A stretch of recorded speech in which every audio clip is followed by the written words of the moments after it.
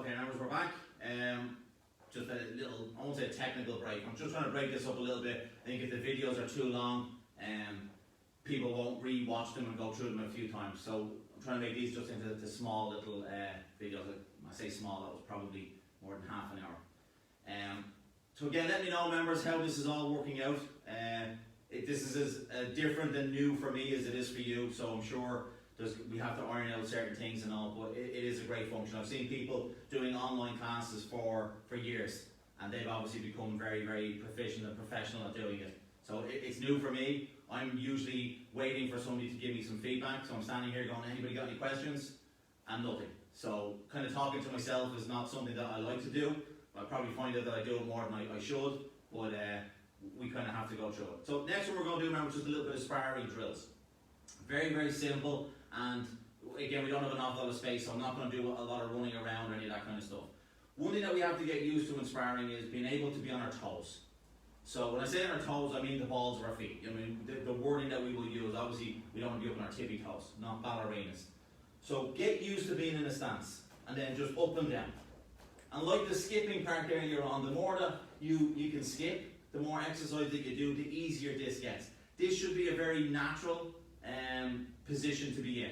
What we don't want is, we don't want, up and down on the flat of the feet, because then you just get tired very, very quickly. It is very, very important that we are up on the balls of the feet, up and down, but not too high.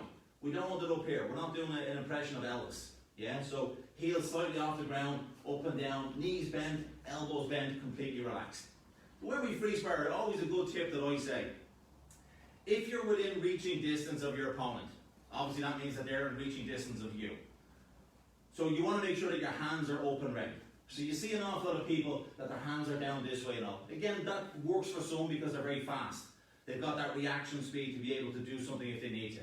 But we've all seen those knockout videos on YouTube and all of those other channels where that doesn't always work. They start off on their this and all of a sudden they get caught with a kick. So it's very important to keep your hands up. It doesn't take an awful lot. So especially as we practice and as we're learning, keep the hands up. Now, keeping the hands up doesn't mean this, because there's a sacrifice to be always made. You do this, your stomach's wide open. You do this, your head's wide open. So what I just say is, when we're starting off, hands up just means anything above the belt. So your whole hand, everything must be above the belt. Don't leave your hands down here, keep them up. So we just nice and relaxed, get used to that position, relaxing the shoulders, relaxing the elbows, hips, everything is just nice and relaxed. And then we can just start moving. We move from one side to the other, just getting used to forward and back, up and down, to the left, moving to the right. And you'll see an awful lot of movement is just sliding, shifting. So it's not big steps. We don't want to be taking jumps. We want to do everything kind of small at the start. And then as we progress, then we can take bigger steps out to the side. And this will just free up different angles of when we're going to attack. And obviously make sure that we're not there when a kick comes in. So if I'm standing here and a reverse turning kick's coming in, and I just shift to the side, the kick will miss. I then have the opportunity to go over the guard and punch if need be. I'm just looking at my screen here and I don't see, maybe that's the old video after finishing, anyway, that's okay. So I'll keep going. So once we get used to that, members, then we have to start introducing the hands. So very, very simply, we're in the position, we're going back and forth, start introducing the hands in all different shapes. So not just a straight punch. So in Taekwondo, we do an awful lot more than just a straight punch. So the unfortunate part is I see in free sparring that this is all we do. So back fist, reverse knife hand, turning punch, yeah, if you're in close, angle punch. These are all perfect techniques to be able to use in free sparring. And even if not in free sparring, to be actually just practicing them, because you never know. Like, what do you do if you're being attacked and you go, here we go, and the person is right here? You can't do a straight punch. It's not going to work. So angle punch, coming into the side. Be able to work on different things. Jumping back to the legs just for 1 second before we continue with the hand. You've probably seen that I just spar with my right leg in front. That's just for demonstration purposes. But we also have to make sure that we can do both. So swapping the legs, very, very fast. Try and never get your feet close together. If your feet are close together, you're going to lose balance. So making sure that as we swap, it's very, very fast and we swap. Drive it from the waist and let the waist turn the hips, makes it so much easier. So again, back to the hands. We're just up and down, hands going forward, loosening out in all different shapes. So watching the reaction hand, as we go to do any technique, the reaction hand should come into play. Don't open it. So as we punch, as we strike, this is here and is acting as a guard. We do have to understand that as we reach out, this is now wide open. So we have to be fast. So in, and then your hand is back. So speed, getting your hand out there is very, very fast. So the importance of shoulder, elbow, hand, all being relaxed, that's what's going to be able to get out and back in. So for free sparring, remember, it's like a game. So it's not real, we're not trying to knock people out.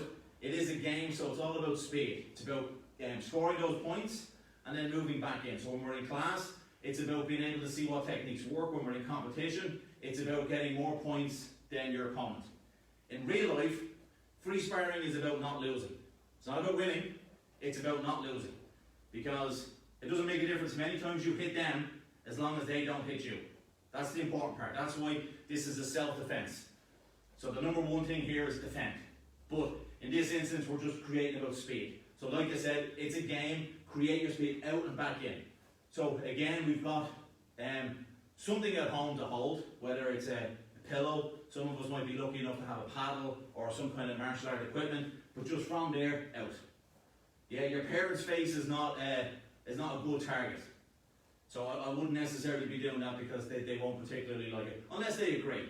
If they agree and they get all smart thinking that you won't be able to hit them, that they're too fast, then by all means give it a go.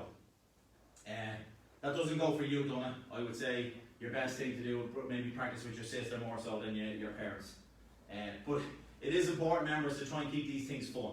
So when we're doing like hand techniques, don't forget, there's also the body. If you look proportionally, your body is way bigger than your head. But we always have this thing about hand techniques must only be for the head. So we're going to punch them to the head. Back fist to the head. But the body is so much bigger and it's a bigger target to be able to get to. But when you're doing it, don't punch down. So make sure that you bend your knees as you're coming in. So you're in, back fist.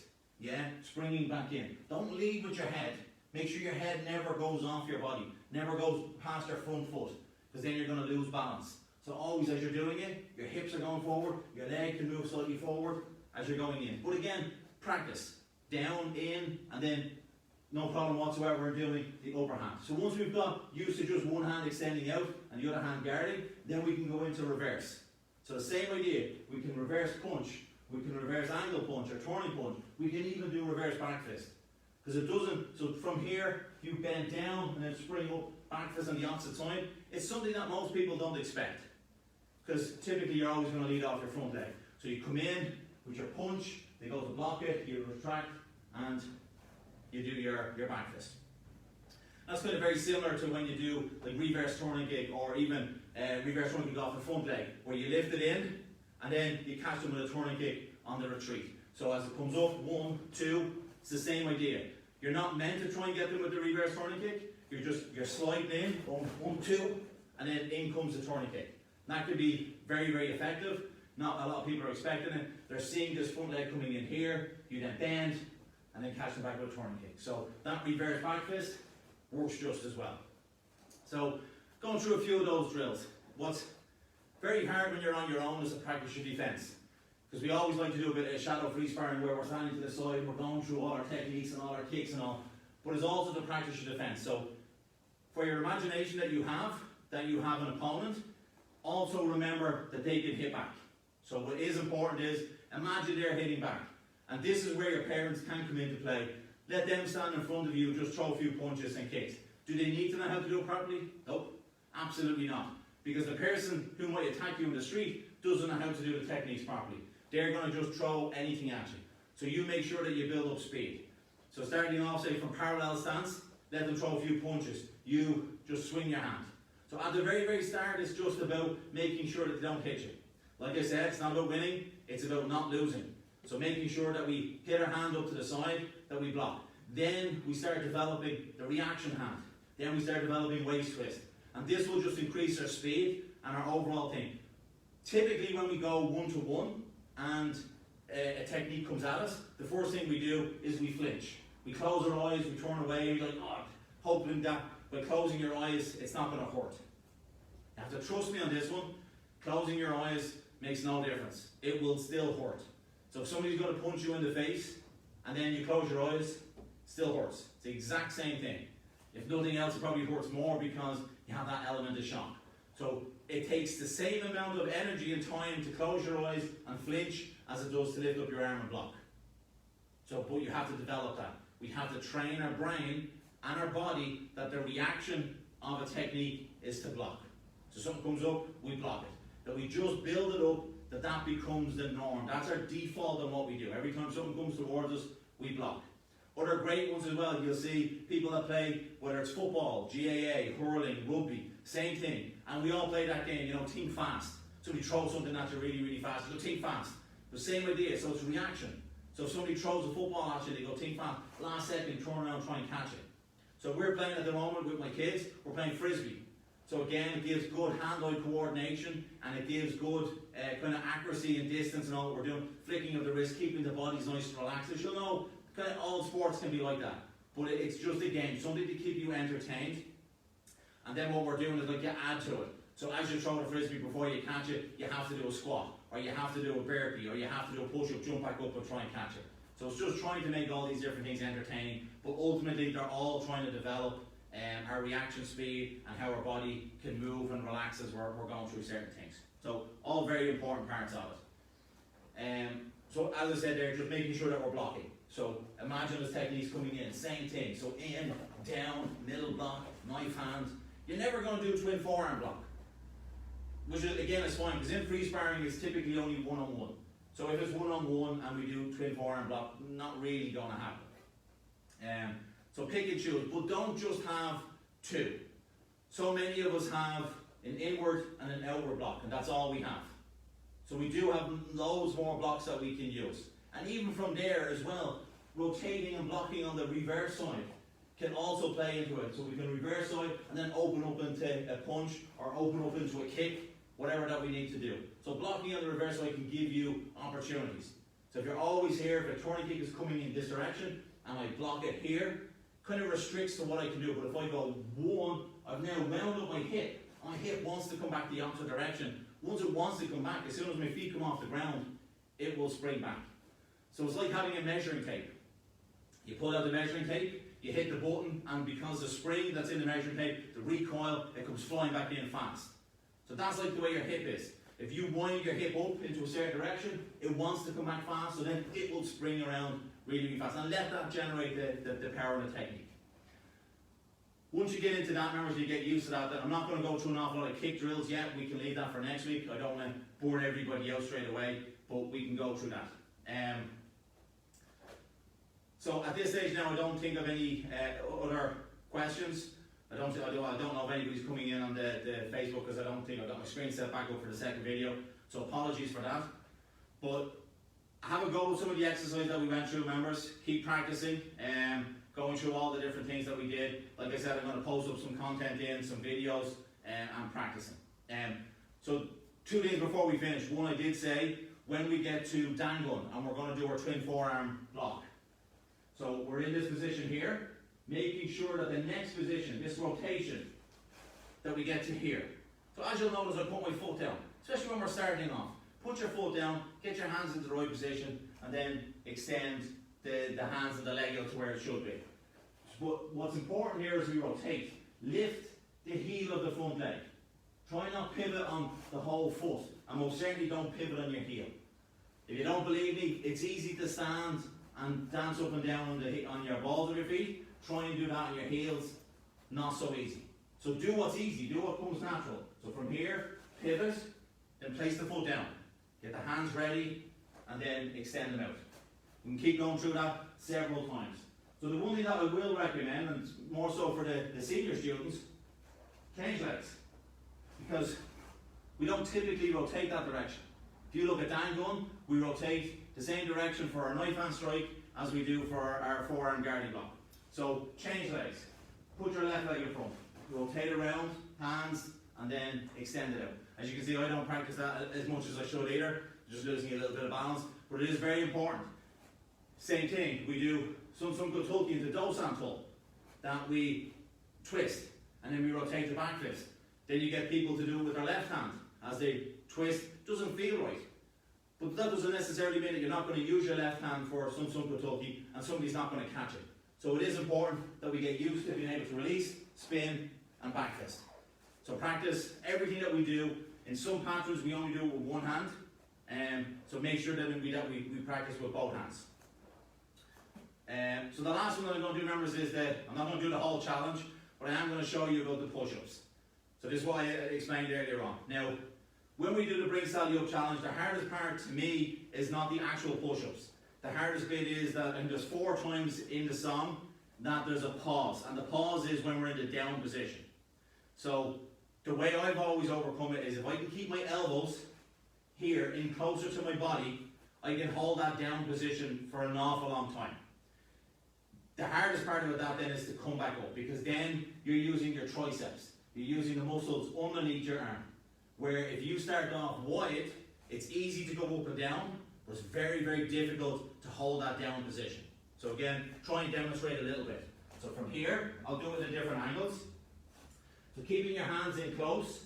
So from this position, down. Then you can hold this for as long as you want, knowing that your body is completely straight. Pushing back up is the difficult bit.